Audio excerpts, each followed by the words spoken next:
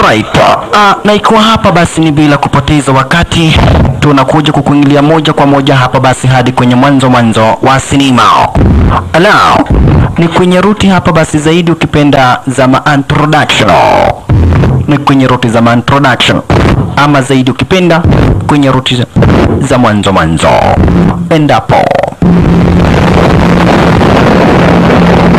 tunakuingilia hapa basi sehemu moja kule upande wa kaskazini magharibi mwa kusini mwa Chile.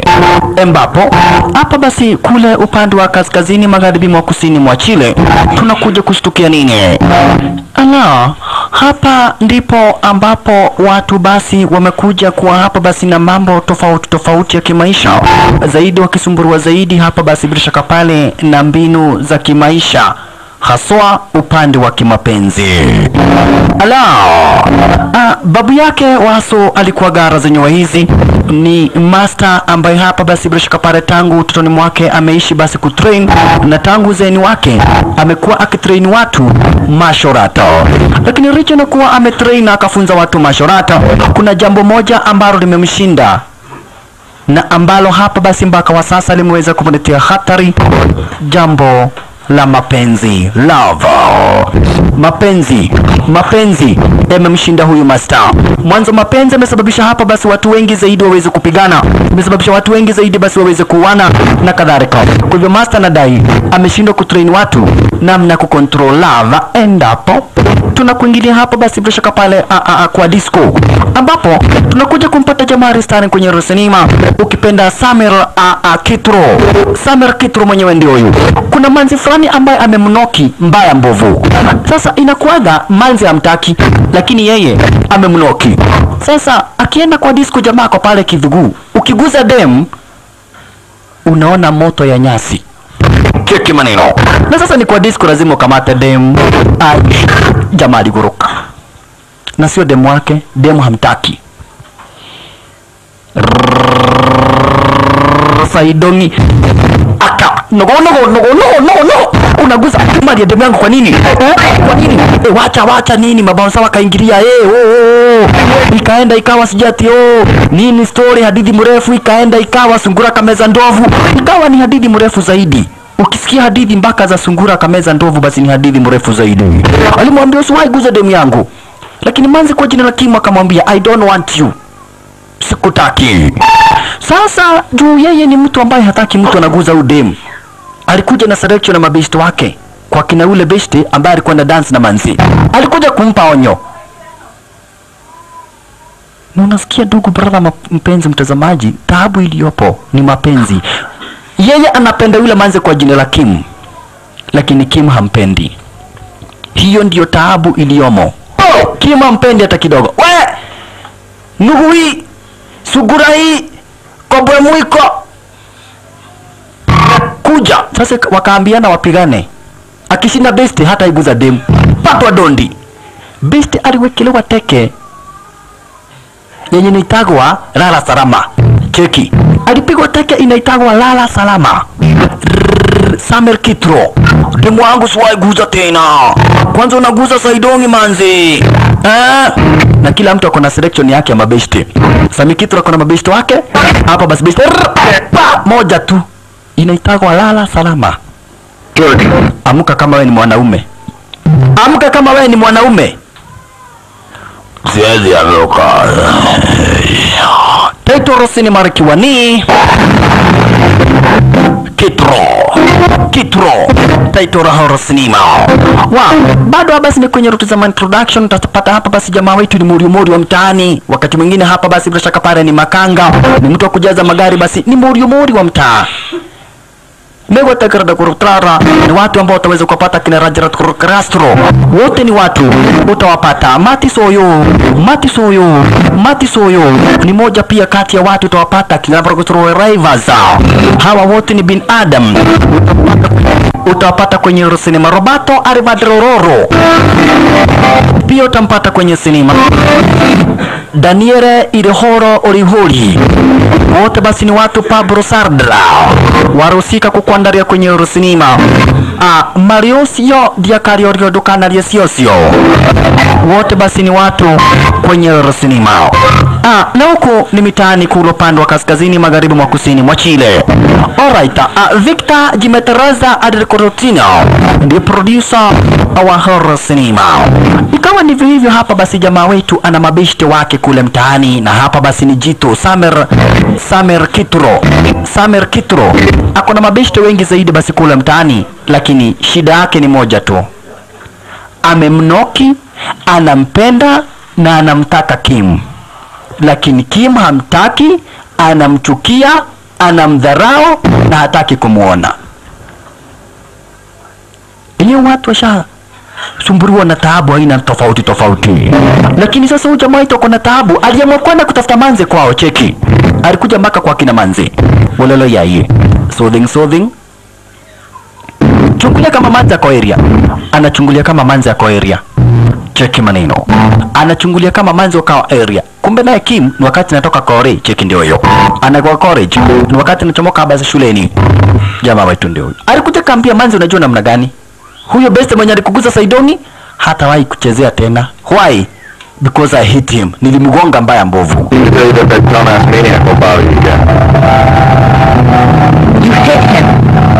Ndio, nilimgonga mbaya mbovu. Basi kumwambia mimi sitaki story zako. Kwa nini? Sitaki, just mimi sikupendi. Simi nakupenda, nataka kukuwekea ulinzi. Manza kamwambia sikiza, babangu ni Mkorean, anajua mashorat. Istoshe, babangu kuna watu 20 anafunza mashorat. Wanaweza niwekea ulinzi. Ha? Kumwambia mimi hata naweza piga watu hata 20.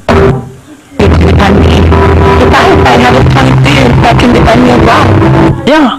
Babangu na watu ambao wanaweza niwekea ulinzi, kwa hivyo sihitaji ulinzi wako. Ai nini? Watu 20 sio kitu kwangu. Yaani nataka kusema unaweza piga watu wa babangu 20. Una uhakika? Haya, nifuate. Kama ni vita tu nataka kupigwa, fuata mimi. Ilo manzi hana haja na wewe. Manzi hana haja na yeye. Na babake manzi ni Mkorean ambaye anafunzaga watu kempo. Araizi. Cheki maneno. Babake manzi ni mashorati, tena ni mwalimu wa mashorati. Na sasa elewa, Kim hampendi jamaa na jamaa ni mjinga, anamfuata. All your students at the same time. Yeah, dadi huyu amesema anaweza piga watu wote hapa.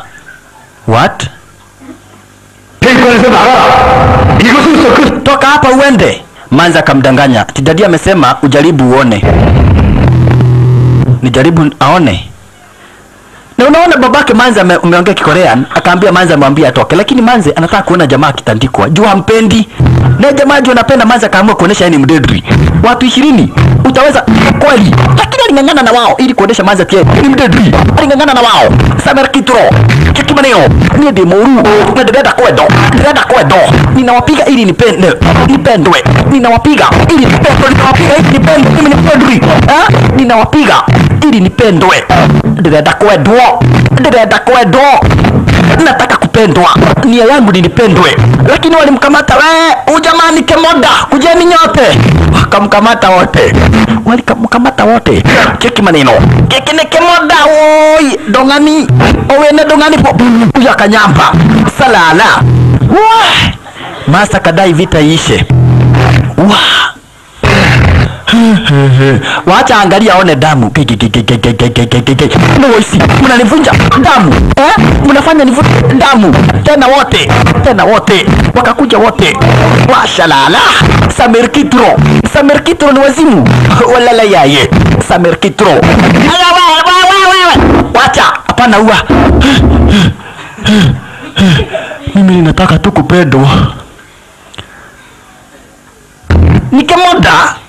Nikemoda.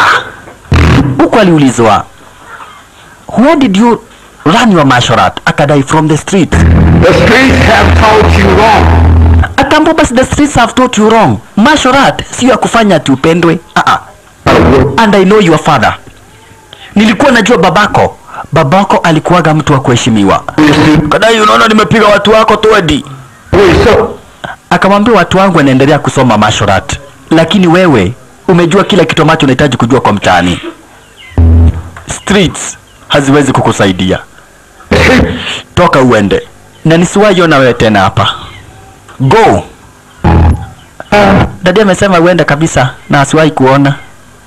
Sasa Manzi ameenjoy sana kuona jamaa wetu amepepetwa. Oh yeye. All because of love. Mapenzi nani? Alafu anakumbuka venye hapo basi aliyokuaga maisha ya ule dem. Ndio wajuane na ule dem. Alipata basi mamorio wanataka kumnajisi. Kumrep.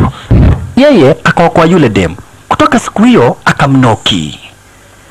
Lakini sasa ndugu brother mpenzi mtazamaji, jamaa wetu maisha akamgeuka sasa. Akampenda Manzi. Akamnoki. Sasa kumnoki naye Manzi akamchukia. Sasa yeye anaona maisha yake kama ni ghost. Atafanya nini? He is in love with a very wrong person. Watu washapendana. Wazungu kwa Afrika, wa Afrika kwa Amerika, wa Amerika kwa Wagana. Watu washapendana. Ushapata mpaka mtu mwingine amependana na Puda. For example, mtu kama Tyson ananoki Puda na wana make love. Sasa mapenzi inapatikanaga. Lakini sasa mapenzi hapa basi hapatikani. Jamaa wetu amempenda Mkolean. Mkolean anamchukia. Ilo jamaa wetu ni Mchile, is a Chilean. Na Manzi hapa basi Kim ni Mkolean. Endapo mamake alikuja akamwambia, sikiza Samer Kitro, kama unataka Kim akupende, be somebody. Fanya kitu ambacho kitafanya akupende. Otherwise, kushinda ukipiga wanaume mtaani, ukifuata huyu Manzi, hiyo sio sababu ya kufanya akupende. Be somebody. Fanya kitendo ambacho kitafanya sio tu Kim, wanawake wengineo wakutamani na wakupende. Lakini kupiga wanaume wote mtaani, atukiona Kim na mtu umemgonga, hilo silo jambo kamwe la kufanya Kim akuje kukupenda. Ikafika pale alikuja kumuuliza mamake, "Mom, how comes Mkorean anajua babangu?"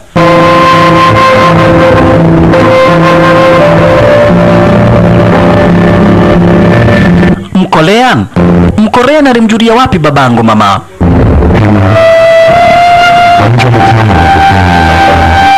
Mbona kwa niambia Mkorean alikuwa anajua babangu? Walijuliana wapi? Kumbe babake Samer Kitro alikufaga. Na Samer Kitro hajawahi jua ni nini kilisababisha kifo cha babake. Sasa alijaribu kumsurutisha mamake ili mamake amwambie nini kilisababisha kifo cha babake. Lakini mamake hakusurutika, yani alikataa kata. Alikataa baada nikataa. Hapa basi kumwambia Samer Kitro nini kiliua babake. Sasa Samer Kitro basi alielekea kwa jumba lake la kulala. Akiwa hapa basi mwenye uchungu zaidi. Kwa jumba lake kuna picha ya yule mrembo kwa jina la Kim. Anampenda sana. Maskini jamaa wetu. Manzi na venye nimejaza yani. Sio dem tu anicheki aone venye na nimepigwa. Sio dem tu anicheki tu Manzi aninoki juu ya kujaza. Alikasirika mpaka alilala na viatu. Na dikoruta irato.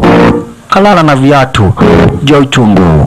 Wakati analala anakumbuka venye ambavyo alisaidia ule dem. Unaona? Alipata watu wanataka kumrape. Yote basi anakumbuka. Akawapiga, akawapepeta. Na hivi take hajafunzwa na mtu, ni ila kuzaliwa nayo na halikadhalika ya experience. Ndio ameishi kupiga watu huku mtaani tangu akuwa kipii. Aligonia watu wawili na akawakuwa Manzi. Sasa sababu yenye ilifanya huyu Manzi amnoki ni kwamba na kuwa eti wakati alimchukua hapa basi bila shaka pale kumbeba. Cheki mwanzo, karibu sana magaidi wa mrepu huyu dem. Karibu sana. Hata walikuwa wameguzisha. Unaona? Walikuwa wameguzisha kumpanisha basi ilibakia kidogo tu wa mrepu. Sasa alimchukua Manzi akambeba. Venye tu alimbeba hivyo, elewa hata ukirepiwa unakuaga already ushashikwa na nini? Na muruke. Sasa manzi alikuwa karibu kulipiwa, kwa hivyo already alikuwa ashapatwa na joto. Sasa jamaa kama mshika hivi anasikia joto yenye manzi yako nayo. Ni kweli mtu akilipiwa anasikiaga joto. Mimi nakubukaga siku nyingine nilipiwa na demu mwingine, already nilikuwa na joto. Sasa manzi jo alikuwa na joto ile ya kutaka kulipiwa, alimkiss Samer Ketro, alimkiss cheki, akamwambia thank you, hapa ndio kwenye. Okay, asante. Sasa akamtia wazimu, na jamaa wetu bado anakumbuka kiska hiyo, hajawahi pewa. Sasa alikuja kwa Morio best yake, wa hii we. Sasa yeye ako na stress hapo basi za venye ambavyo maisha ilivyo. Aisuru. Sasa na jamaa hapa basi wati ni urako. Alimwambia wacha ujinga kuja manzi, nahitaji usaidizi wako. Have you ever loved a woman? Asidia unaudha uroro unaenda. Hey. Kuja tuongee. Mimi nafanya urako man. Hey, amen. Okay. Jamaa akakuja sasa ati ni kumpa mawaidha. Kamwambia manzi nina mapenzi kwa huyu dem. Jamaa kamwambia fanya hivi. Kama ni kweli kabisa unapenda ule dem, wacha kupiga watu juu hivi ndivyo amekuwa akipiga watu. Akipata mtu na dem anampiga, akipata mwingine anamuua. Unaona? Amepiga watu wengi sana. Anaambiwa hii haitakusaidia. Uje kiatia. Nifanye nini sasa? Fanya hivi, kuwa mpole. Ukuwe mpole kwa ule dem, uanze kumwambia kitu kama uliota na yeye.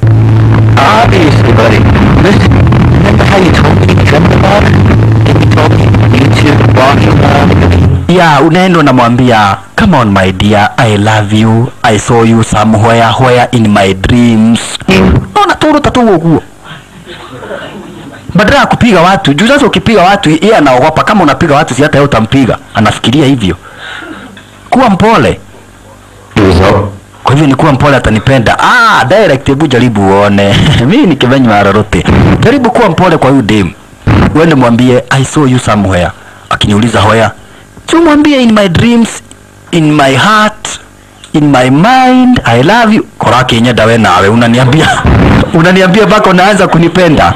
Aya, sasa na jamani kimoda venye ameambiwa hata gojea kesho. Anaenda mara hiyo. Mwanzo aliambiwa aende ambie manzi ati alimuona pahali. Akiulizwa wapi aseme kwa roho yake ama kwa ndoto. Mami mwendane. Aya. Kimoda ni kimoda tu.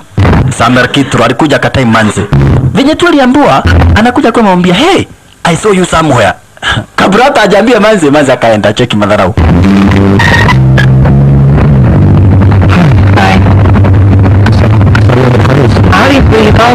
Ya, najua unanifuataka kila pahali. Sasa hakupata nafasi ati amwambia I saw you in my dreams. Manzi akaenda. Haya, tena akatime ampelekea maua amwambia nampenda. Kumbe manzi alienda akatafuta bouncer. We hemu ndo huraga. Bas, leo amekuja na bouncer, ndio huyo bouncer. Ukada huletie. Akona maniac. Yeso maua akatupa. Sasa alikuja kwa mabeste. Wavarai. Huyo jamaa ile kujaza amejaza ni jamaa wa wrestling. Ate jamaa wa wrestling asio ni oru. We Wavarai. Kama manzi ako na jamaa wa wrestling umeisha. Sasa nitafanya namna gani? Sasa kila mtu anafanya mawaidha. Wewe mkibizo mlipo alafu mpendania hapo. We, babake ni Mkorean. Tena ninampenda siwezi nikamrepo. Duri, tutakusaidia namna gani Wavarai? Twende tupige bouncer. Na unaona hawa ni wengine ni wakuraji wa bangi. Sasa hapa hakuna mtu anaweza kupa mawaidha. Hata hivyo basi kumbe hapa kuna karadhinga moja na kwa gara zenye hizi. Yule karadhinga alikuja kuletewa hapa basi uswadi. Kwa nini? Akafahamishwa huu uswadi uko na maana kwamba na kueti siku zake za kuishi zimeisha. Tarakambo torot etrat etua dungani. Nani ameleta hii? Akaambiwa ni mzee fulani alileta. Na pale upande wa ndani kuna uswadi.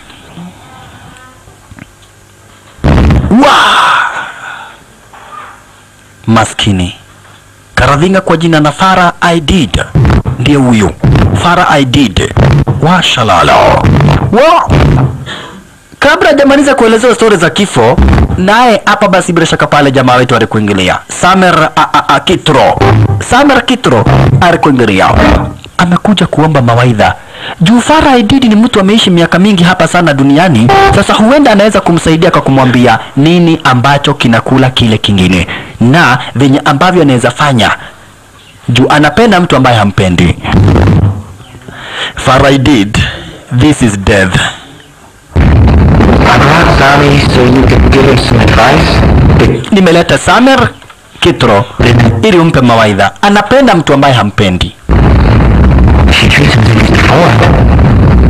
Sorry. Atafanya namna gani? Farah Aidid akashindwa. Kwani nyinyi hamjaisikia ile wimbo ya Nonini? Mpende akupendaye, asiyekupenda achana naye. Lakini Farah Aidid alimwambia kufikiria kuhusu mtu sio kupenda mtu.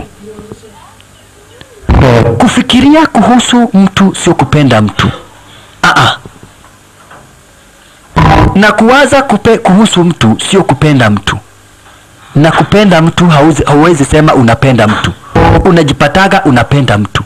Kwa hivyo hauwezi sema ati unapenda mtu na hata hamjakaa na yeye. Sasa unampenda nini? Na mnaona mimi nimetumiwa kifo. Ndio hii kifo nimetumiwa. Kwa hivyo ile kitu utafanya ni uache uoga. Farah Aidid alimwambia utupilia uoga mbali, utafute nafasi ya kujuana na huyu Kim ili mpendane. Otherwise kwa sasa you are just possessed. Ni kufikiria tunamfikiria ule manze, unamtaka lakini haumpendi. Juu kama unampenda ungekuwa na yeye, na huwezi penda mtu ambaye hakupendi. Kwa hivyo wewe ni kumtaka, unamtaka. Kai, aki ninampenda. Akaambia hiyo sio kupenda. Love iko na siri mingi sana. Unawezaje penda mtu amkai na yeye? Ati juu umemuona unamtaka. Hiyo ni kutaka mtu. Hiyo inaitagwa kutaka mtu. Na kuna tofauti baina ya kutaka mtu na kupenda mtu. Oh, sasa ninamtaka, nimtafute ili nimpende. Basi nimepewa mawaidha. Na mimi sio muoga. Sasa alikuja, ninataka huyu dem ili tukae tupendane. Alikuingia kwa kuna dem. Kwanza akaomba msamaha. What? You shouldn't do it with me like that. That guy doesn't have good intentions. He doesn't respect you. Nataka uachane na huyo bouncer, huyo maniac. Hakupendi venye ninakupenda. With everybody you are. Na naomba msamaha tafadhali. I'm not gonna do it again. Never ever. Sitaipiga mtu mwingine tafadhali. Manza kamwambia hakuna haja ya kuapologize. Juu mimi na huyu maniac tayari tumeshapendana. We made a couple. So, I'm sorry. Thinking about you, not one bit. All the fellas that I fought, all the guys that I fought, everything's been for you. I know that I've done it. But I came here to apologize. I want you to give me another chance. Sammy, you don't have to apologize. For me, it doesn't matter what you do. And nobody has ever said anything like that to me before. Yesterday I met with my friend Carlos, and we became a couple. The maniac. Yeah. Huyo maniac, huyo bouncer tuona tukua na yeye. Huyo jina lake ni Carlos. Na tushapendana. So, tafadhali nenda. Hamna haja kuomba msamaha. Mawaidha ifanyi kazi. Kayoyi. Nitafanya nini? Venye napenda huyu dem, venye ninamtaka, nitafanya nini? Samer Kitro, manze memkataa live. Ni yeye ako possessed kabisa. Anasikia basi maisha sio maisha bila hapa basi yule Kim. Woyeyai. Atafanya nini maskini wa Mungu? Wala atatenda nini? Samer Kitro. Oyeyai. Usiku na mchana anamuwaza. Usiku na mchana anamuwaza. Sasa aliona chenye anaweza fanya ni kujitorokea. Yeye ni yeye, ajitorokee. Aende ajiache. Kwa hivyo akaanza kuenda pole pole, akahiuha, akaenda mbio, akaenda mairo, akaenda mbio kidogo. Anajitorokea, anataka ajiwache. Imagine ameamua kujiacha. Yeye ni yeye, aende ajiache. Sijitaki. Wachana na mimi wewe mimi. Kwenda mimi. Kwenda mimi. Kwenda wewe. Kwenda mimi wewe. Hamsa, sijitaki tena. Nimejiacha. Hamsa Kibira nimejiacha, mimi sitaki mambo yangu tena, nimejiacha. Msara karibu akanyangwe na gari. Acha ujinga wewe, ala. Nini? Usiniletee ala, unaona sijitaki. Mimi sijitaki, ninajitorokea. Imagine ukijitorokea. Ukijitorokea mwenyewe. Endapo sasa. Kule mtaani sasa. Kuna jangili moja na ambaye hapa basi ni hatari kubwa tena zaidi. Jitu na ambaro hapa basi bila shaka pale ni waya ya stima. Jitu na ambaro linakuja revenge juu bibi yake aligudhwa ululu na besti frani. Jangili kwa jina la Hosea mwenyewe ndio yo. Kuna watu walihusika. Kulikuwaga hapa basi na selection na mabesti ambao walikuwa wanafunzwa na yule guka wa akina Soso, ndiye alikuwa wa Soso. Hapa basi ndiye alikuwa nini? Master wao. Nataka usikize vizuri zaidi. Kale kamzee tulipata kakiwa Katumani kalikuwa na wanafunzi. Na huyu ni moja kati ya hao wanafunzi. Huyu fundi sasa ni moja kati ya hao wanafunzi. Walikuwa wanafunzwa na master moja, ikiwemo babake Samer Kitro. Huyu babake Samer Kitro, halikadhalika yule Mkorean master na watu wengineo. Unaona? Walikuwa wanafunzwa hapa basi bila shaka para na master moja. Mmoja wao zaidi Mkorean, huyu kwanza alidungwa stari kama ya kudedishwa. Mkorean akalala na bibi yake huyu gaidi.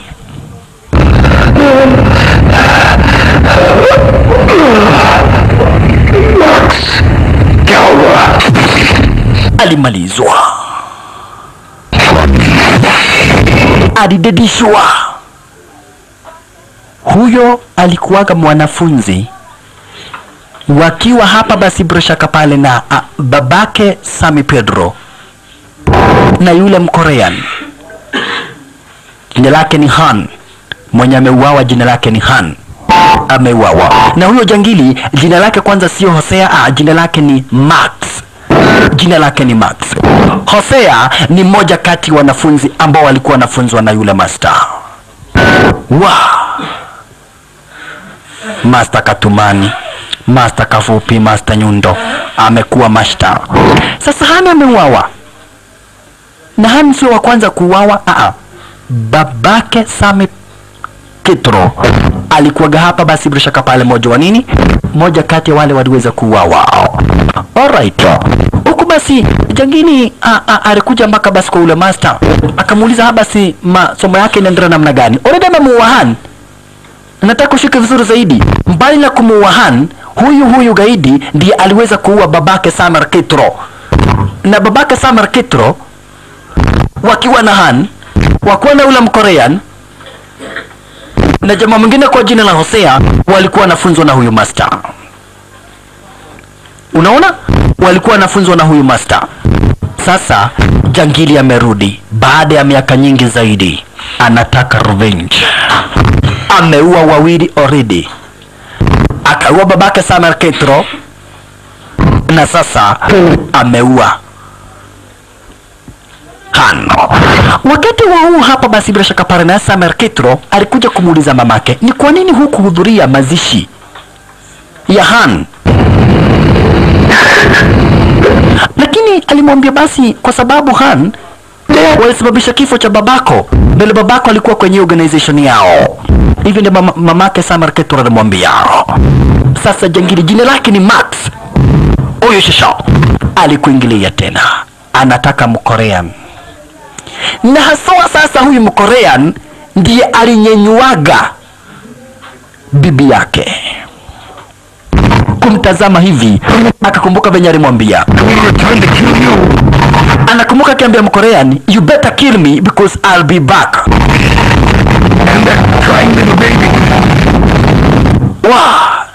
Yapita miaka 17 sasa ambayo ilipita.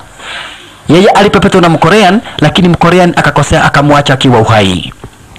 Walikuwa wanapigania mama fulani, tutakuja kumuona. Korean babake Kim ambaye ni manzi ambaye jamaa yetu Samar kitu wako na haja na yeye mbaya mbovu.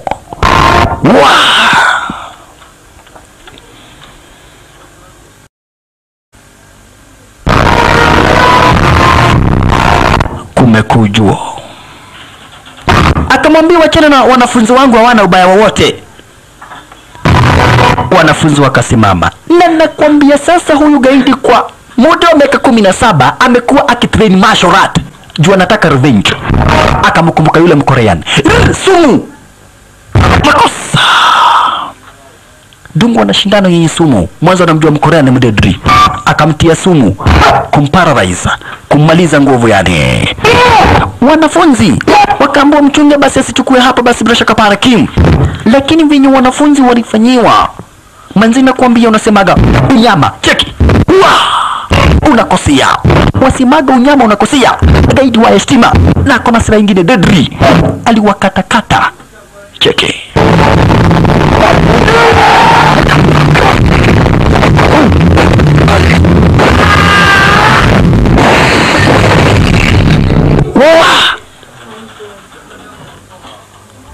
Maskini wanafunzi jangili wazimu na nuso, Maxi wazimu na nuso, walalaya ye toka chukua wanafunzi kama huyu nyanyuliwa juu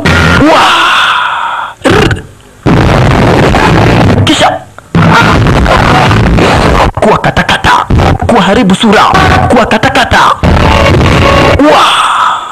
Mkorean master yenyu alinyenyuaga bibi yangu. That is the only mistake. Samanza kaona niye amebakia kadai yoke. Nitakufa kijeshi.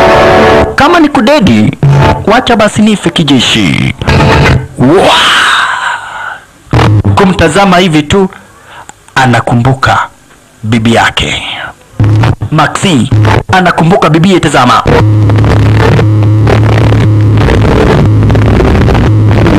Anakumbuka bibie. Hello. Anakumbuka bibie. Hapa basi venye alikuwa kwanza wakati moja alimdansia. Lakini wakati ambapo basi manza anang'ang'ana kubishana na ule gaidi, mara hiyo hiyo Kemoda akakuingilia. Nani huyo? Samer Kitro.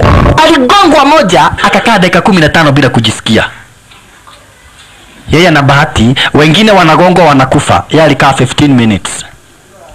Ndio huyo. One touch. Nikijaba yao ndio nanigwe hinya jaba eno. Watu wengine wakakuja. Mabeste sasa wake Samer Kitro. Lakini walikatakata wacheki. Walikatwa.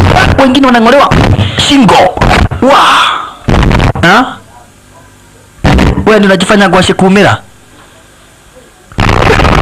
Wenzake waliuawa, maskini wa Mungu. Wenzake waliuawa. Mbaya mbovu. Huku hapa basi bila shaka pale Manza kaambiwa fanya hivi, wewe hepa. Mkorean anamwambia Kim ahepe. Get out of here Kim. Tafadhali. Na kuamuru hepa. Na kuamuru uhepe. Cause I don't want you to die. Hakuna mtu anaweza kukusaidia raizi. Hamna mtu anaweza kukusaidia. Watu wote wamepepetwa. Lakini wakati ambapo jamaa wetu hapa basi bila shaka pale Samer Kitro alitazama na kuona manzi ndiye huyu. Aliamua kuonesha manzi ati ni ndume, maskini wa Mungu. Oye. Aligongwa tena. Moja. Manzi akaona hapana. Nobody can help me here. Alitazama manzi akiumiria. Style kama hiyo. Jengini alisikia basi mulio wa dinga za wanapolisi. Akaumeria. Naye hapa basi watu wengine wakatazama tu, lakini hata hivyo basi yule master kuingilia. Master kuingilia akaona bado huyu hajaiaga dunia. Kwa hivyo master fasta akamchukua jamaa wetu wa Sabra Shakapara Samar Kitro na akampeleka kwenye territory zake. Mwanzo master anamjua vizuri zaidi Maxi, na najua Maxi hapa basi bila Shakapara ni hatari kubwa tena na heshima. Kwa hivyo master alimchukua Samar Kitro na akaenda na yeye. Na istosha hapa basi bila Shakapara wakati ambapo manzi wetu Kim Arhepa, Kim alichukuliwa pia hapa basi na master wetu mpaka kwenye zile territory zake master Shashao. Samar Kitro alizaliwa akiwa jitu lenye nguvu. Ana nguvu ya kuzaliwa nayo. Samar Kitro ni mtu ambaye ana nguvu ya kuzaliwa nayo, nguvu ya mwili yako nayo. Samar Kitro. Wow. Samar Kitro. Alafu wakati tu basi aliamka disani kama hii, alimuona Kim. Kim amekuwa akimshughulikia hapa basi kumtengenezea madawa za kienyeji pale na kadhalika, ili angalau aweze kupata nafuu. Huko mdomo imefura, inakaa ni kama aligongwa na lori. Haya masaibu yote basi aliyapata akijaribu kuonyesha mapenzi lake, akijaribu kuonyesha hapa basi bila shaka pale unene na upana wa penzi lake kwa huyu manzi wetu. Wow. Yani alikuwa anaonyesha hapa basi true love. Alikuwa anajaribu kuonyesha the power of love. Lakini wapi? Ndio anampenda Kim, lakini bado Kim hajampenda. Master Mwamsha. Najua hujui nini ambacho kinaendelea, lakini nataka ujue mimi nilikuwaga master wa babako.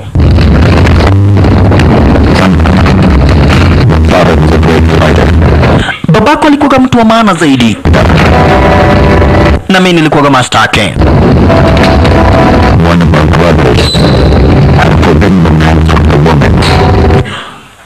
Lakini kwenye kikosi chetu, kwa wanafunzi wangu ambao nilikuwa nafunza, mwanafunzi wangu mmoja alilala na bibi ya wenyewe. Sitakwambia ni nani. Wakati alilala na bibi ya wenyewe, wakapiga huyo jamaa, na jamaa akaenda na akapata kuja kufanya revenge. Huyo jamaa ambaye bibi yake alilala naye ni jina lake ni Max. Anaitwa Max Padri, na ni mdedri zaidi. Ni mdedri tena zaidi. Na sasa hakuna kitu tunaweza fanya. Wanafunzi wangu wengi wameiaga dunia. Yaani aliuawa hivi karibuni. Babako pia aliweza kuuawa, na Mkorea naye ametekwa nyara. Sasa nataka ufanye hivi. Kuna mwanafunzi wangu tu mmoja kwa jina la Hosea. Huyo tu ndiye anaweza kukusaidia. Nataka uende umtafute, umwambie kufunza kati ya yale mambo ambayo niliweza kumfunza miaka 17 iliyopita. Na uenda basi utaweza kuokoa maisha yako, na uweze kurevenge kifo cha babako, kifo hapa basi cha Yan, na kifo hapa basi bila shaka pale cha watu wengine ambao wanaendelea kuuawa. Alright. Ipo tuchomoke upande huo basi, ndugu brother mpenzi mtazamaji, na tukungira moja kwa moja hadi kwenye pahari alipo hapa basi ule Mkorean. Mkorean aliteswa zaidi, aliendelea kusukumwa mateso. Kisha kaambiwa kwa makosa ya kulala na bibi yangu, you will die last. Wewe ndiye nitakuwa ukiwa mtu wa mwisho kabisa, lakini nitakupa mateso yale hujayapata. Akaanza kukumbuka sasa. Maxi akaanza kukumbuka venye ambavyo alikuwaga na bibi mrembo, venye ambavyo mpaka wakati mmoja basi bila shaka para alikuja kutumbuizwa cheki. Na huyu bibie alikuwaga hapa basi bila shaka pale, bibie alikuwaga ni bintie yule Farah Aidid. Sikiza, bibie alikuwaga hapa basi ni bintie, yani ni mtoto wake yule hapa basi Farah Aidid. Wow. Haya yote Maxi anakumbuka. Venye alikuja hapa pale ambapo kulikuwa kumialikuwa watu. Naona venye nilikuzia msichana mzuri kijana yangu. Wow. Bibia ni kweli kabisa alikuwaga mrembo. Bibie alikuwaga mrembo, ni kweli kabisa. Alikuwa kati ya warembo ambao waliweza kuzaliwa, hakika wakazarika. Alikuwa basi ni kati ya warembo walioweza basi kuchomolewa, wakachomoka. alikuwa kati ya walembo ambao wanajua hapa basi kutingiza kiuno. Dinaitagwa nini ya washalala. Alikuwa na mrembo, yani basi ana kiuno kweli cha kuvutia. Watu walikuwa wanapiga bila kujua. Salala walala yaye. Alikuwa anampenda, alikuwa anamtamani na ni bibie na anamtamani je urembo alionao yule mwanamke ambaye alikuwa hapa basi ni crossbreed ya Mchira na Mwarabu. Babake anajulikana kama vile Farah Aidida. Huyo ndiye alikuwaga bibie hapa basi jamaa wetu huyu gaidi kwa jina la Maxi. Hii ni miaka kadha ambayo imepita sasa. Nani hiyo? Ni Saidongi na Julius Tare kama hiyo. Hakika ukiwa na Saidongi na Julius Tare kama hiyo, haya yote anakumbuka. Lakini huyu Mkorean alitamani na akaenda akamugudhororo. Sasa ningefanya nini? Akamwambia Alkiri Urasti, kulala na bibi yangu nitakuwa wa mwisho. Tuchomoke upande wake hapa basi Maxi na turudi upande wa jamaa wetu. Na jamaa wetu sasa alikuja kumuuliza Manze, hey, kuna mtu mwingine wenyu ambao unaweza enda kwake? Manze akamwambia do. Akamuuliza, what about the maniac? The maniac? Manze akamwambia, sikiza, mimi sikuwa nampenda maniac, lakini wewe ndiye nilikuwa nachukia. So nilitafuta maniac ili uudhike, juu wewe sikupendi na sikuwahi kukupenda. Sasa juu ya usumbufu wako, juu ya wewe venye ulikuwa unasumbua, ndio nikatafuta maniac. Sio kwa sababu ingine. Nilitafuta maniac juu ya usumbufu wako. Hufai kunipenda. Ni nini unapenda kwangu?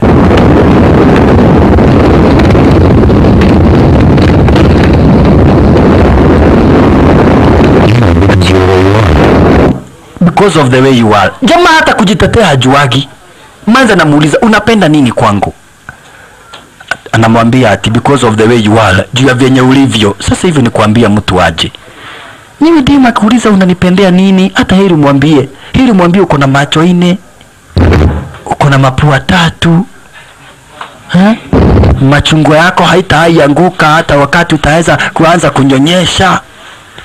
Saidoni yako ni kama inakuwa imeongezwa. Unamfurata yani, unamfanya ajione kana kwamba basi yeye ndiye mwisho wa dunia. Lakini demo akikuuliza unanipendea nini, mwambie nakupenda juu nakupenda. That is bullshit. Hiyo ni ujiga. Sasa jamaa hata kujitetea hajui. Hata hivyo master mwambia sasa wakati wa kuongea na Manzi umeisha. Nenda tafuta Hosea, mwambie kutrain yale niliyomtrain. No, mwambie Maxi amerudi. Lakini akili za jamaa wetu zote ziko kwa Kim. Akuja kumwaga Kim. Kuna muuliza Kim, yani hakika kabisa hata nikifanya nini, hata nikivua nguo niende uchi, hauwezi ukanipenda?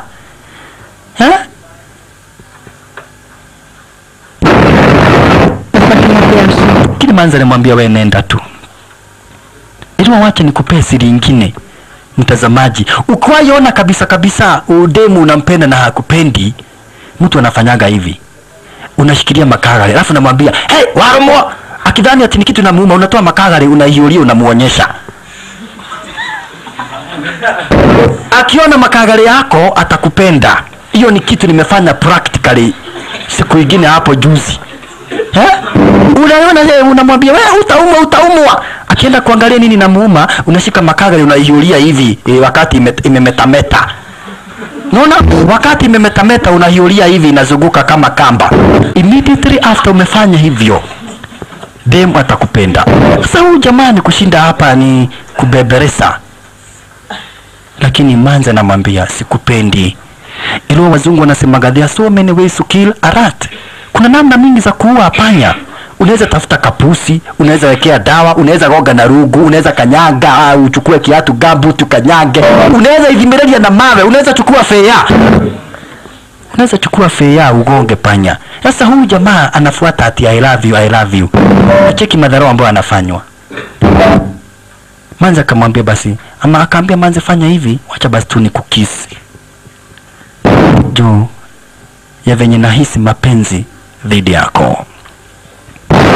Lakini badala ya kupewa mate alipewa kama nini, kama ni kisi ya nini ya mama wa Kamweredho, ama ya watu wa jamii, ama watu kucheza mpira. Anahisi vibaya, lakini jamaa alicheki akaona ute mwana nipebaga aje, mimi naweza mpe mate cha nguvu. Unaona jamaa hajui kujitetea, na wako wawili baadaye ajitetee kabisa baka atoe nguo. Cheki ujinga, alikuja ni mama wakashika Manzi akamkisi na akawekelewa dondo. Poka. Hoi. Hiyo hakuna kitu mbaya kama kushindwa kujitetea kwa demu. Hiyo ni kitu mbaya, na ndio naambiaga kama unaona kabisa ndugu brother mpenzi mtazamaji uhujuagi, tafadhali kuja nikufunze. Nitafuta tu nikufunze. Hii mambo ya hati unapiga demu kisi na nguvu, hiyo ni mbaya, ni jambo lisilo mzuri. Hata hivyo basi, jamaa wetu aliamua kwenda kutafuta Hosea sasa. Akawacha Kim wakiwa na Masta, akatamburuka sasa bila shaka pale ndugu brother mpenzi mtazamaji huyu jamaa wetu. Akatamburuka kwenda kusakanya Masta Hosea. Manzi naye akawachwa huku basi anajiuliza, ni kwa nini sipende huyu jamaa? Lakini anapata jibu nyingi kama vile jamaa hajui kujitetea. Jamaa alitamburuka sana kwenda kutafuta Hosea, naomba lift. Hata lift hawezi, hajui kuomba, anasimamisha gari na ni kuomba lift kama ni yake.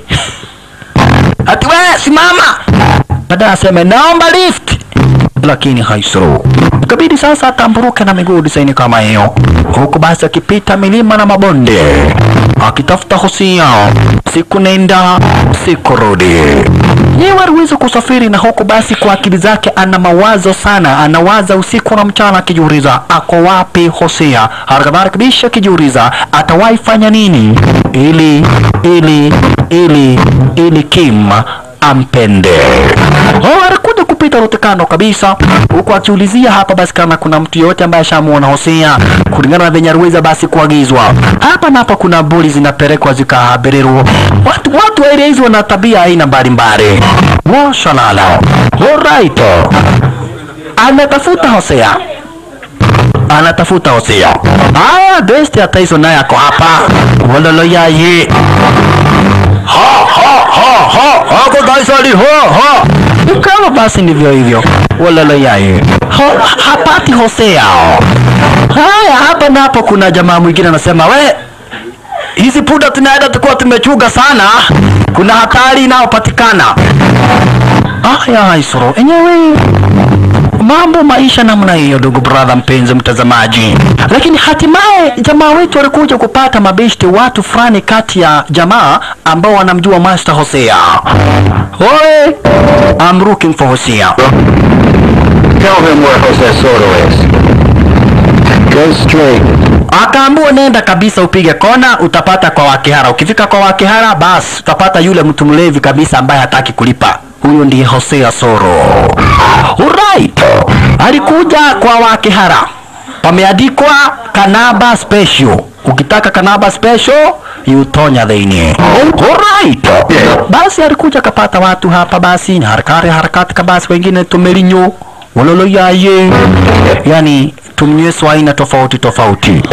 Lakini Hosea Soro ni mtu ambaye anakuwa ni kisirani, anakunywa na halipi. Wewe ni ukumawe, utatoka. Unataka kukunywa na utake kulipa. Salala. Hosea Soro analeta kisirani kwa klabu. Alafu kama mnyweso anaiba na mnagacheke na konga, anakagonga. Inda. Jolio ni mondo. Mtu ajaribu kuniuliza niambie kama ameniuzia. Hosea Soro shisha.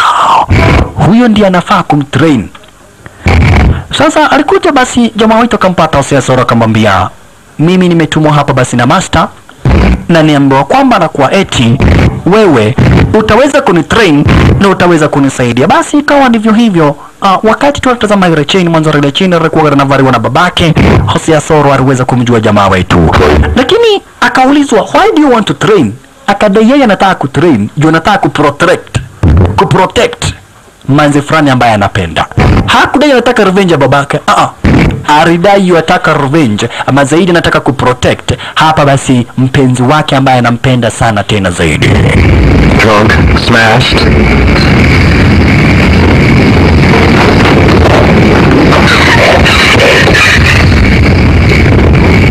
I want 3 days for this crap. You're not gonna help us then. Why do you want me to do that? Probably captured my girlfriend's father. I don't want to help her. Your girlfriend. And she was. Because I love her. Yani mambo alio hapa kipaumbele hapa basi ni mapenzi yake ule manzi. Anadai yote yenye anataka kufanya ni kwa maana anampenda sana yule manzi kwa jina la Kim. Hello. Lakini alikuja kufahamishwa hapa basi bila shaka pale lazima ajue maana ya mapenzi ni nini. Sije akafungua domo tena na kudai kwa maana kuiti hapa basi bila shaka pale yeye anapenda manzi. Mwanzo, jambo la kwanza, hawajai kaa na manzi. Na hauwezi penda mtu ambaye hakupendi. Love is for two people.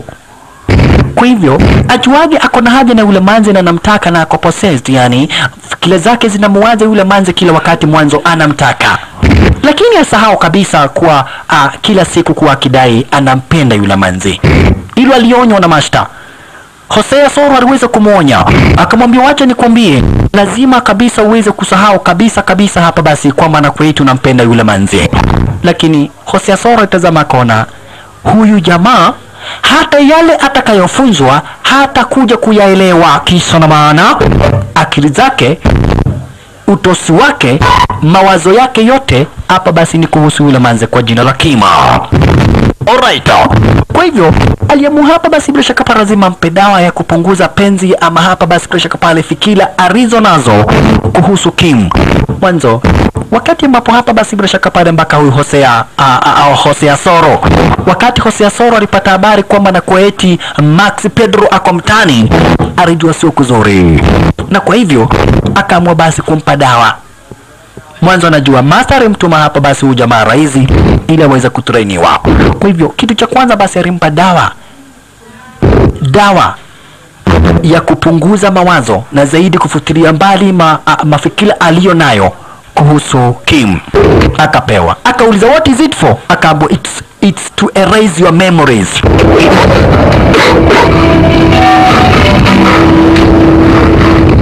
What is that? It's to erase your memories. What? Nataka wache kuwaza kuhusu Kim. Ukiendelea kuwaza kuhusu Kim, mambo ambayo nakufunza hapa hautayaelewa. Mwanzo mengi yanahitaji a lot of concentration. Nahitaji kufunza mambo kadha wa kadha. Mambo mengi unajua kule mtaani tayari una nguvu. Kwa hivyo hakuna namna ya kufanyisha hapa basi mazoezi ya kuongeza nguvu kwa mwili. Mwanzo already una nguvu. Lakini lazima nikufunze namna ya kutumia hapa basi chi, namna ya kutumia nguvu ulio nayo. Lazima nikufunze namna ya kukaa kijeshi. Lazima nikufunze namna ya kusahau na uliyempenda sana na uweze kujua yaliyokuleta raizi. Kwa hivyo Arionio stara kama hiyo. Washalala aliweza kugonio. Na maana alipewa dawa ambazo zitafanya hapa basi bila shaka pale awache kusahau. Alipewa dawa yani ambazo zitafanya asahau. Alipewa dawa za kufanya asahau na Kim. Farah did na yari kutwa na Maxi. Ukaniuzia msichana. Na kisha hatimaye ukajua bado wanaendelea kupendana na Mkorean. Na huko niambia, hiyo ni tabia gani? Sasa nikuzia mtu na nijue nani analala na yeye. Mwambia hapana, ulijua Mkorean wanalala na yeye. Na huku niambia, hiyo sio kazi yangu. Mimi kazi yangu ni kukuzia msichana, kukupea msichana na yeye kwenda kupea, lakini sio kazi yangu kujua msichana anapea nani mwingine. Akamwambia I'm here for revenge. Farah did akamwambia hamna lingine. mimi nilikuzia msichana, tabia alizofanya sio kazi yangu kujua, na kama umekuja vita basi I am ready. Swadi ulituma kitambo. Kwanza wakati basi bila shaka pale anaendelea kubonga, Max Pedro akakumbuka venye aliwapataga vizuri na Mkolean Guy, aliwapataga namna hiyo madirika na goguo. Lakini Faraidid alimwambia hapa basi, huenda haukumtosheresha mkeo, huenda haukumtosheresha mkeo, na ndio sababu akatafuta Mkorean. Basi naye Maxi anataka kuua watu wote juu tu ya kifo cha bibie. Alright, lakini kidogo hivi kata Mkolean maskini, yani hapa basi Faraidid alikatwa, damu tu yake ndio ilionekana, alikatwa mbaya mbovu kudidishwa. Huyu naye alitupwa akakaa Kinoi, akachomeka na jua, aliamshwa kwa kuchomeka na jua. Ndio sasa akiwa Kinoi, ni Kinoi Munoi kabisa, jue ni mkubwa sasa, ni Munoi, ndio huyo Kinoi Munoi washarala, ndio huyo Samer Pedro Samer Ketro, ndiye huyu hapa basi akiwa Kinoi Munoi. Hata hivyo masta Kinoi Munoi ndiye huyo Kinoi Munoi wa shalala. Mazoezi yaanze sasa, aanze kusukumwa ujuzi, aanze kusukumwa, na amepewa dawa zingine basi kumwongeza nguvu, na ni siku baada ya siku. Samer Ketro anajua kuna jitu kwa jina hapa basi la Max Pedro ambalo linamngojea. Hata hivyo basi ikawa ni siku baada ya siku, hapa basi bila shaka pale kwa mchanga stara kama hii, anasukumiwa hapa basi mawaidha, anasukumiwa ujuzi, na anapewa hapa basi bila shaka pale nini, anapewa mawaidha na anasukumiwa ujuzi. Na master alianza kwa kuhakikisha hamna jambo lingine lolote lile ambalo jamaa wetu anafikiria, na akajua sasa memory ya jamaa wetu Samer Ketro iko poa kabisa, hana wazo lingine lolote lile basi kwa akili zake. Kwa hivyo hiyo ina maana anawaza tu kuhusu yale ambayo anafunzwa. Unaona, memory ikiwa fresh ni kama mtoto tu wakati amezaliwa, mwanzo chenye ambacho atajua atakumbuka milele daima. Kwa hivyo jamaa wetu naye sasa memory yake iko fresh, hawazi story kuhusu Kim, hawazi. Na kwa hivyo kuelewa na kushika chenye nafunzwa itakuwa ni rahisi. Huko alikuja kufunzwa sasa speed.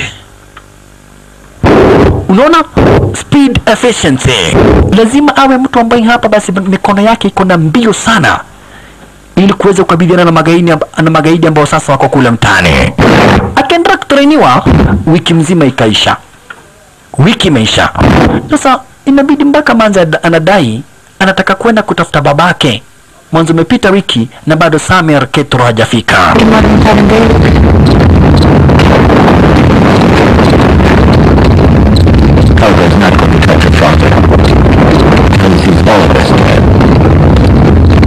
Lakini manza kaambiwa usijari, gaidi hata muua babako kabla hajaua kila mtu. Hiyo ni kitu ambacho master anajua. Haya, siku zingine hapa basi zinaenda, bado jamaa wetu bado anatrainiwa. Cheki, akaambiwa chukua hiyo bidhaa.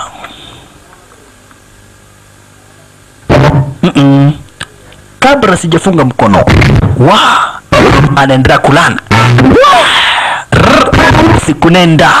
Siku nenda kurudi, mazoezi bado, usiku na mchana, asubuhi mpaka jioni. Tumia chi wewe. Akawa ni mwenye kuigiza hapa basi haraka haraka. Asante sana, pozi kibisha. Amka fasta. Wow, siku nenda siku rudi. Yes, asante sana Hosea Soro yura master. Oya. usioke. Haya, wekuwa. Master hata hakuona venye basi aliweza kuchukua. Wow. Huku basi ikawa siku nenda siku rudi. Jamani anataka kuingiza urako. Lakini sasa master pia alimhadithia ile hadithi. Hosea Soro alimwambia kweli, kamwambia sikiza. Sisi tulikuwaga selection na mabesti na tulikuwa na master moja. Tulikuwa tunakaa kama mabrothers. Tulikuwa tunaishi kama mandugu. Tuliishi kama mandugu. Lakini mmoja wetu akamtamani sana bibi ya Maxi Pedro. Sasa Maxi bibi yake akagudhu ororo. Mbali na kugudhu ororo akapata mimba. Haya, ugure wa mugudhire piu. Bibi yake Maxi aligudhwa ololo, kutengenezwa mpaka akapata mimba. Na hapo ndipo Maxi alikasirika. Akaenda na akadai atakuja revenge. Hapo ndipo alikasirika na akadai hapa basi, yani akaenda na akasema atakuja revenge. Na kwa hivyo tuliishi tukijuaga one day one time atarudi. Tuliishi tukijuaga one day one time atarudi. Mwanzo aliapa lazima atakuja revenge. Aliapa lazima atafanya revenge. Kumbe wakati huo hapa basi bila shaka pale, wakati jamaa wetu anaendelea kuhadithiwa story kuhusu hapa basi Maxi, kumbe nao magaidi walielekea manyumbani kwa kina Samer Pedro, kwa kina Samer Ketro. Unaona, manyumbani kwa kina Samer Ketro hapa basi bila shaka pale wara kuangalia magaidi zaidi. Kwanza hapa basi Maxi Pedro mwenyewe, Maxi mwenyewe alikuingilia manyumbani basi bila shaka pale kwa kina jamaa wetu. Huku jamaa wetu alihadithiwa hadithi zote, akambo sio watu wote walilala na bibiye Maxi. Ni Mkorean, lakini Mkorean na akina Hosea na babake na akina Han waliishi kama mandugu, ndio sababu anaua kila mtu. Sasa naye jangili alikuja kuuliza Sami yako wapi? Ndio jangili mamake kukataa, alikatwa. Cheki, mamake Sami ndio huyu, anaulizwa ako wapi Sami Kitro? Katwa. Mamake Sami Kitro, mamake Sami Kitro akapigwa uswadi, kutambarizwa. Aliua babake Sami Kitro, sasa ameua mamake Sami Kitro. Huyu jangiri ni tisho. Jangiri ni tisho huyu shisha. Akaapa sasa, akadai mpaka master auawe. Master akiwara zenye hizi aliwaona magaidi wametumara zenye hizi wamchukue manze na mu, lakini juu kama master basi ni kadogo, kaliamua kuingia kwa kashimo kanyungu. Cheki, kama master ni kadogo kaliamua kujificha. Basi na magaidi walikuwa ngarara hizi wakapata mpaka pale ambapo basi bila shaka pale manze alikuwa amefichwa. Master idharu ndio naiki kigira kioro. Mimi natafuta pale padogo tunijifiche. Oye master waliweza hapa basi bila shaka pale kumkamata manze, wakambeba, lakini master akajificha, hawakumpata. Kim akabebwa na magaidi. Hawa ni magaidi wake hapa basi bila shaka pale jangili kwa jina la Maxi. Magaidi wake Maxi. Master wewe ni kabaya kana hakaonekani kama master. Wewe jaribu kushutu lakini wapi? Master amejificha ndio huyo. Manze akabebwa. Master alijificha lakini manze alibebwa. Alright. Akaritwa. Na usije ukasahau bado babake hajauawa. Mkorean bado hajauawa. Yuko hapa anaendelea kusukumiwa mateso. Mkorean yupo hapa anaendelea kusukumiwa mateso. Cheki maneno. Anaendelea kusukumiwa mateso. Sasa binti aliitwa ndio huyo. Kaya Costa kama hiyo. Maxi akimtazama anakumbuka bibie. Cheki, kumtazama hivyo tu anakumbuka bibie.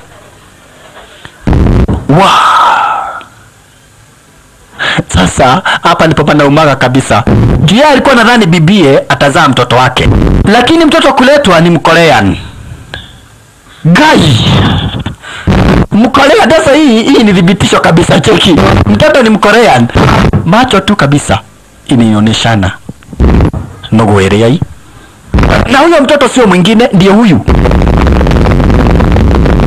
Sasa ndio sababu Mkorean basi anaendelea kuteswa. Ndio huyo Mkorean. Amewekwa mashindano kwa mgongo. Mawazi imefungwa kwa mbavu.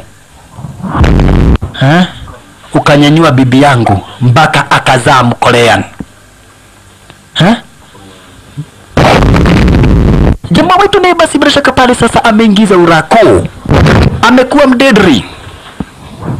Master mwambie sasa usitarajia ati kuna kitu kingine nitakufunza.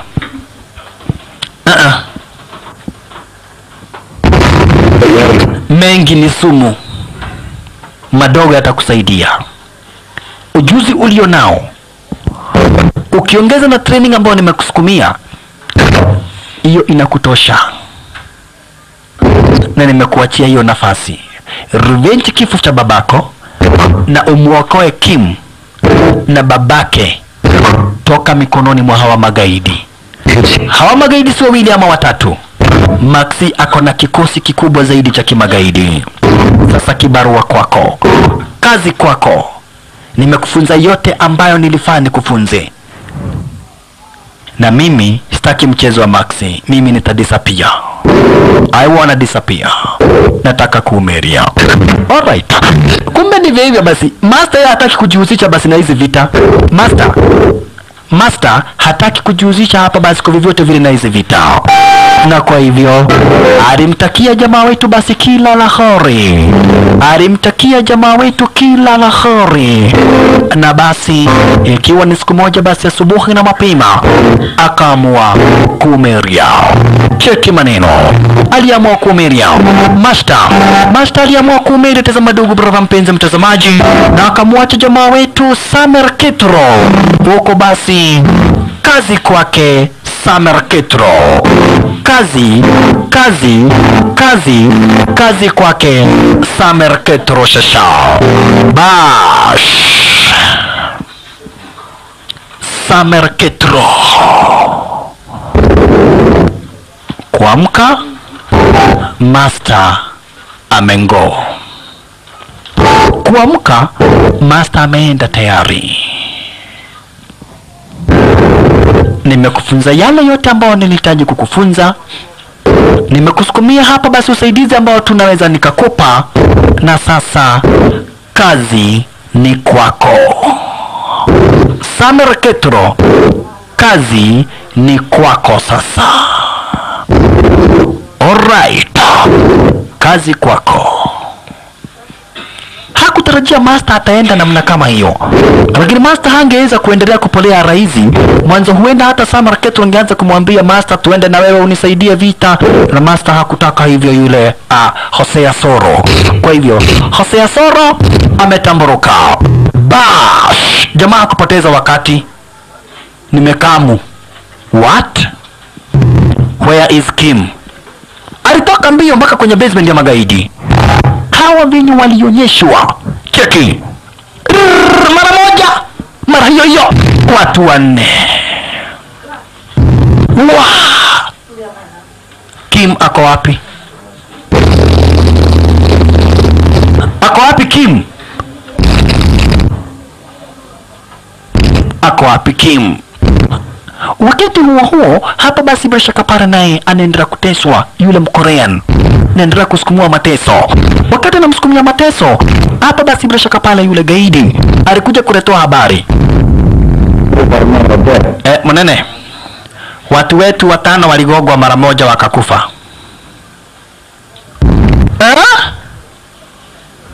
Aligonga watu wetu 5 mara moja wakakufa mara hiyo hiyo. Nani huyo? Samer Kitro. Samer Kitro naye ndiye huyo. Ilikuwa kuna jambo moja hakuwaga amejua, hakuwa na habari kwamba na kuwa eti mamake aliuawa. Samer Kitro hakuwa na habari kwamba na kuwa eti mamake aliuawa. Sasa ndio wakati na kuja kupata habari basi. Samer Kitro, habari ndio hiyo. Mamake ni kuisha maneno. Kuamini.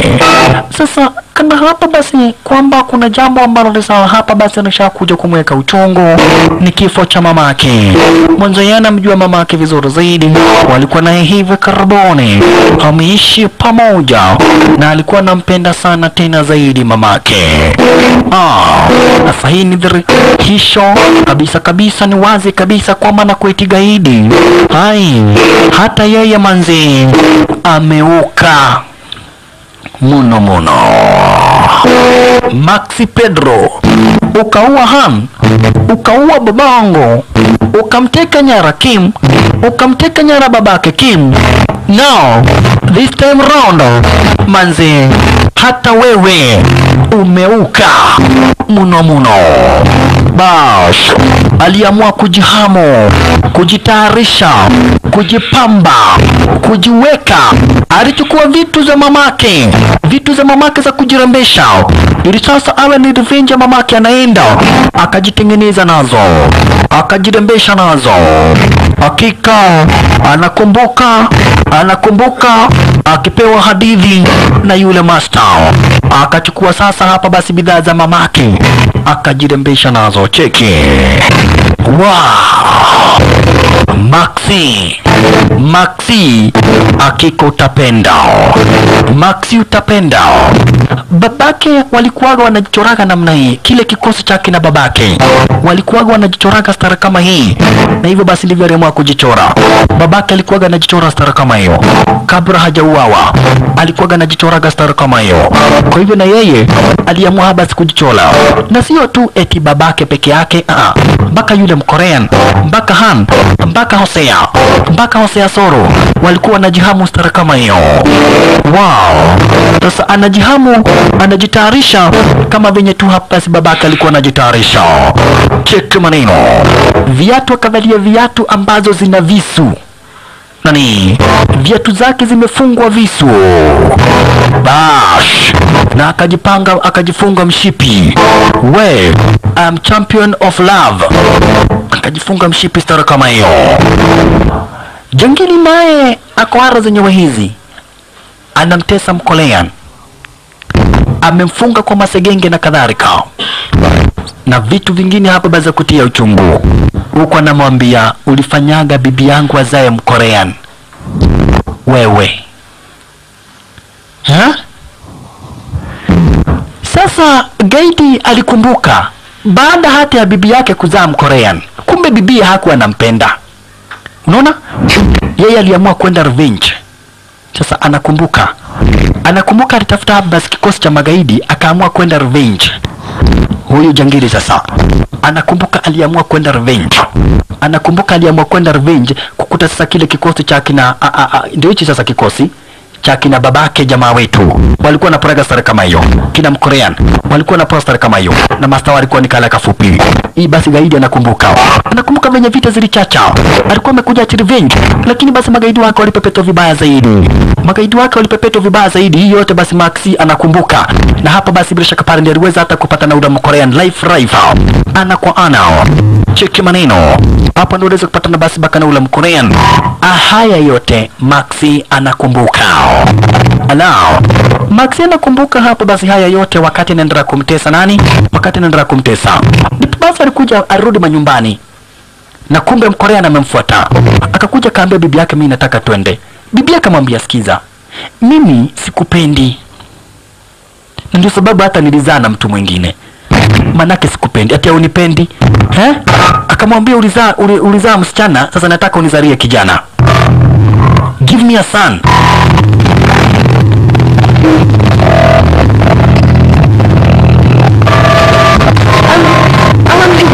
Lakini bibi anamwambia, mimi sikutaki.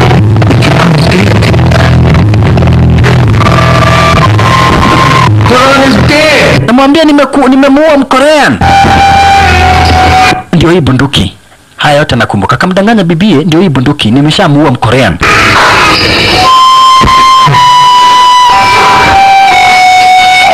Kwa hivyo sasa nataka tuzae na wewe, tuzae kijana. Huyu msichana tutatupa kwa dustbin. Lakini bibi hataki, ashamchukia.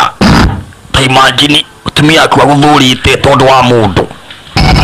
Hayo yote anakumbuka ati bibia alimchukia juu ya huyu Mkorean, na Mkorean wakuwa na bibia huyu Maxi ndio walizaaga Kim. Sasa yenyewe hapa si ni uchungu, ndio yenyewe ni uchungu. Hayo basi anamtia sana uchungu yule Maxi. Hayo yote alikuwa anakumbuka, lakini upande mwingine bishi jamaa wetu Samir Kitro arekungorea ndio hiyo wamdhe, mara hiyo magaidi kibao.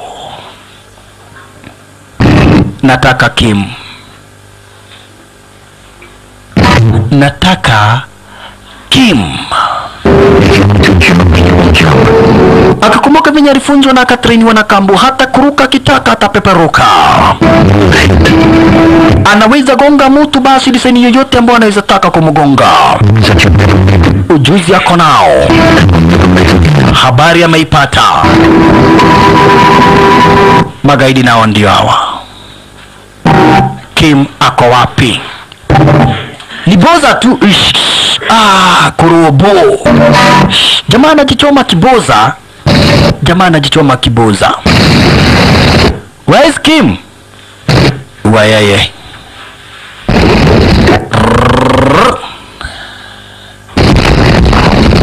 Samir Kitro.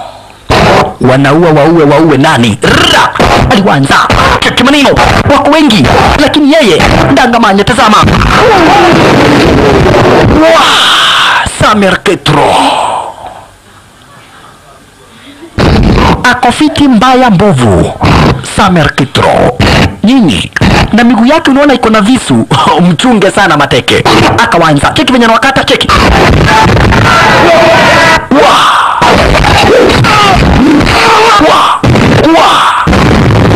Hiyo ni damu nani? Damu kwa katakata. Mchezo kando. Samir Kitro.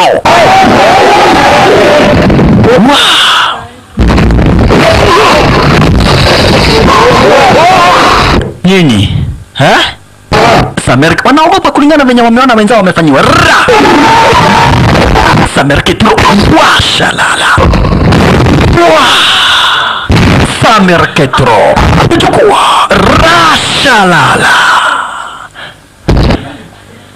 Cheki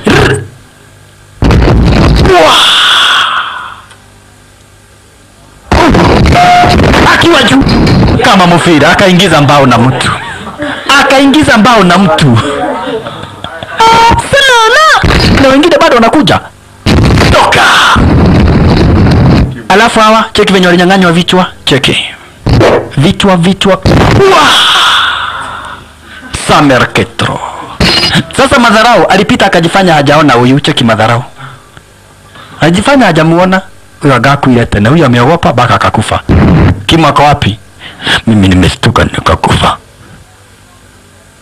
Akaamua kumwacha. Cheki madharau, aliamua tu kumwacha. Mwanzo alicheka kwa na huyu atakumgonga ni upuzi tu. Jamaa kwenda kugeuka, aliwekelewa kiatu. Kiatu yake moda ya shalala. Kumalizwa. Samir Kitro. Mchezo watake.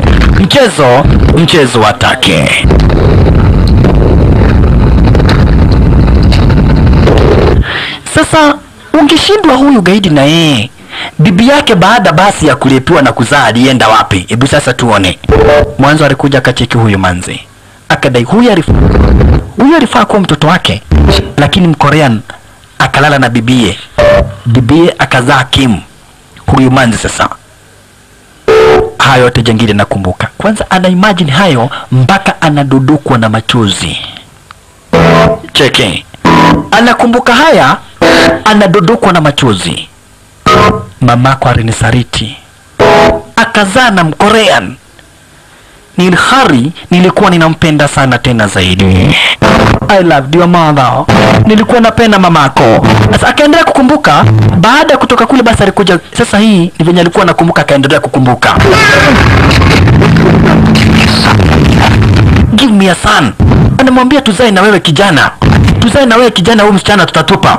Akaamua kumtoa Waruwaru, lakini kumbe mama alikuwa ashamchukia, na roho ikichukia imechukia. Come on, give me a son. Sasa Maxi anakumbuka baada ya kujaribu kuua hapa basi Mkorean wakuwa na wenzake na akashindwa, wakapigwa na mpaka yeye mwenyewe akatoroka. Alikuja kuambia mama amzalie kijana, lakini kumbe mama alikataa, akachukua bunduki akajipiga risasi akajiua. Pap. Alikuwa anampenda ndio, lakini mama alijiua. No. Oi. Mama alijiua juu ya kumchukia. Ni bwanake ndio, lakini alikuwa anamchukia kwa tabia zake mbovu na hilararika basi kwa kushindwa kumtosheresha ngono. Hiyo ndio sababu kubwa ilifanya mama amchukie. Jamaa hakuweza kumtosheresha mama. Akafikiria juu, akaona hapana, siwezi nikajua. Akaamua kuua mtoto. Maxi kwenda kuua mtoto. Mkorean akakuingilia, akampata mgongo, lakini aliambia Mkorean, heri uniue, otherwise one day I'll be back. I will return to kill you. You will your person. Lakini Mkorean alimhurumia, akamwambia go, na akaenda. Sasa alienda na amerudi kufanya revenge, ndio huyo. Hayo yote alikuwa anakumbuka huyu nini? Huyu Maxi. Your mother, mamako, betrayed me. Na mwishowe akajiua. Kwanza namwambia hakukupenda. Sasa kama hukuweza kumtoshelesha angefanya nini? Sasa wewe ungekuwa mtoto wangu na kuangalia hivi tunaona kama wewe, mpaka kadodokwa na machozi. Naona tu kama wewe ni mamako. I feel bad because I got betrayed. Kwa nini nilipenda mtu ambaye hakunipenda? Kwa nini? Right on time. We, ushawahi gogwa ukakunia? Nani huyo? Samer Ketro. Kumekujwa.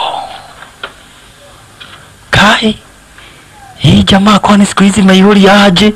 Mpaka manza alishindwa. Huyu jamaa kwani amejaza aje siku hizi?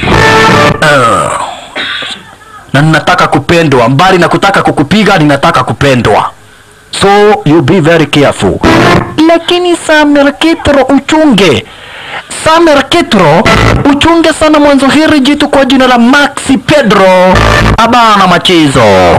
Maxi Pedro ni mtu ambaye ameishi kutrain mwaka nenda mwaka rudi. Miaka hapa basi imefika, atasema hapa basi miaka 17.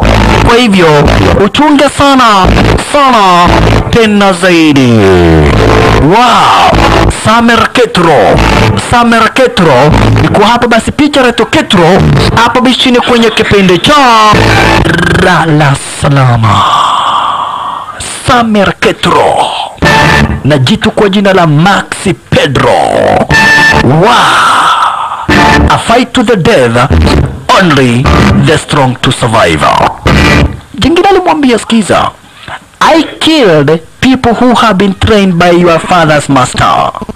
Kwa hivyo sioni vingi ambavyo mtu kama wewe, you can stop me. You will never stop me. I will kill you just like I killed your father. Nitakuua tu kama vingi ambavyo niliweza kuua babako. Nimeua wengi wana maso kukuliko. Nimetambariza wengi. It's what time. Kitanzi sasa. Akachiki akaona Kim ako area. Na jamaa wetu anapenda sana kupendwa na Kim. Kim ni yule manze shesha.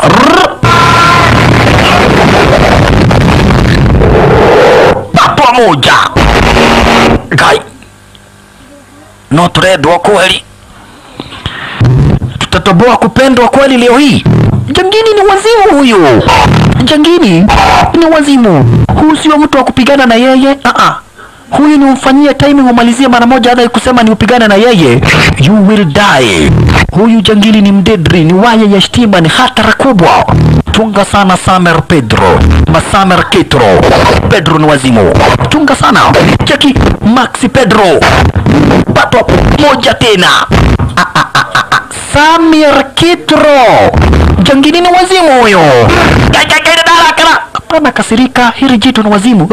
Akiwa juu, pato moja. Makosa makali. Oyeyai, maskini jamaa wetu Samir Kitro. Huyu jangili yuaitwa Maxi Pedro. Samir Kitro, Maxi Pedro. Aha, twende. Akamweka injari.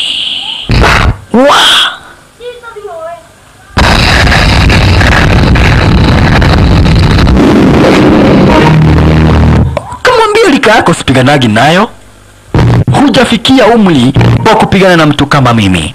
Uko mbali sana, uko mbali sana kijana kupigana na mtu kama mimi. Sasa ni ukae ni kuue na huu swadi ambao bado ndio niliua nao mamako, kisha hatimaye ni muue Mkorean na nichukue bintie nikamfanya mke wangu. Hiyo ndio plani yangu sasa.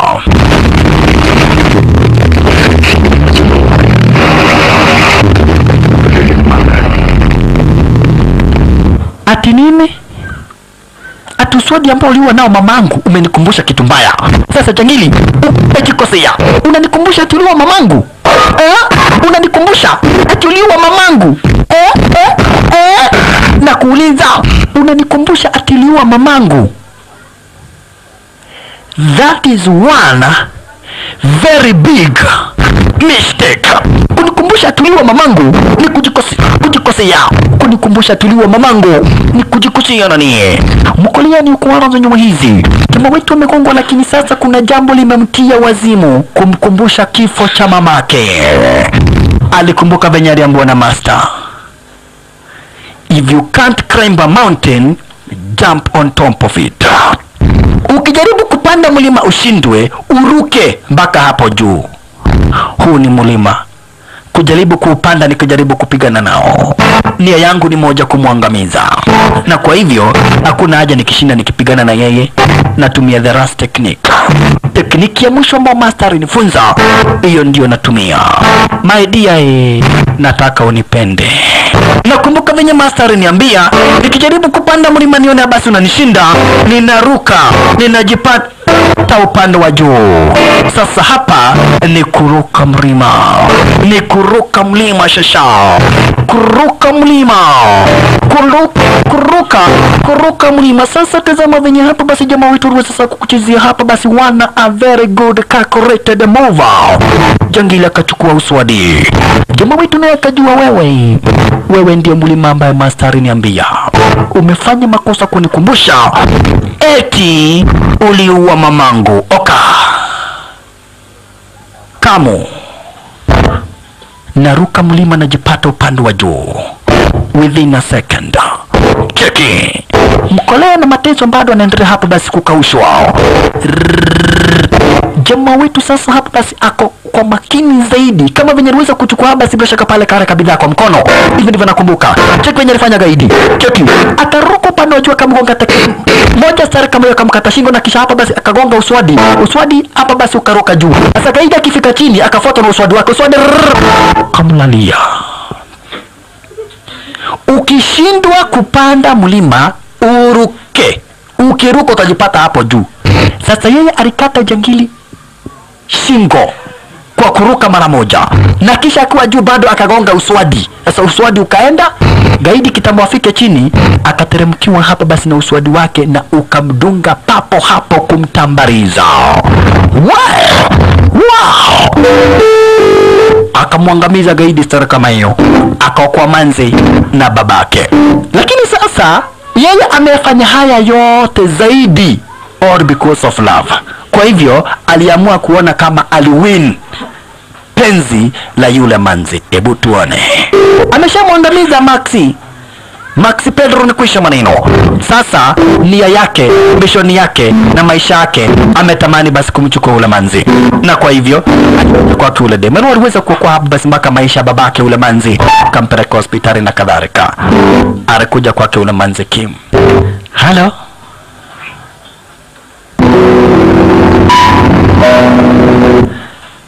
Sasa poa. Niliona unajua vita sana. Asante kwa kuokoa babangu. Na asante kwa kuniokoa. Asante sana. Ate? Yani asante tu ndio utaniambia? Kayuyeni. Yani hautakubali ni kuoe? Yeni. Ndio, sitakubali uwe bwanangu hata baada ya haya yote. Okay, bye. Wewe, lakini wacha tu nikwambie asante. Kuja.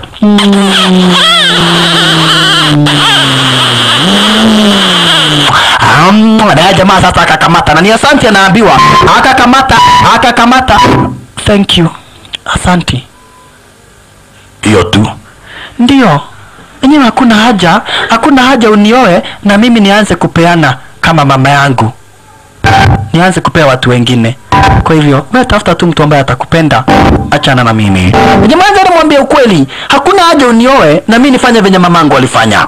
Kwa hivyo, Manzi kabakia. Jamaa tu akaamua kwenda kutafuta wake. Manzi amemwambia ukweli. Hamna haja niolewe na wewe na sikupendi. Tafuta wako akupendaye nami nitafute wangu anipendaye. Basi na jamaa akaamua kwenda kutafuta wake na Manzi akabakia sara kama hiyo. Hii ni kutuonyesha usiwayo wa mtu ambaye hakupendi kwa sababu yoyote ile. Whether kwa sababu ya pesa, usiwayo lewa ama ukawa.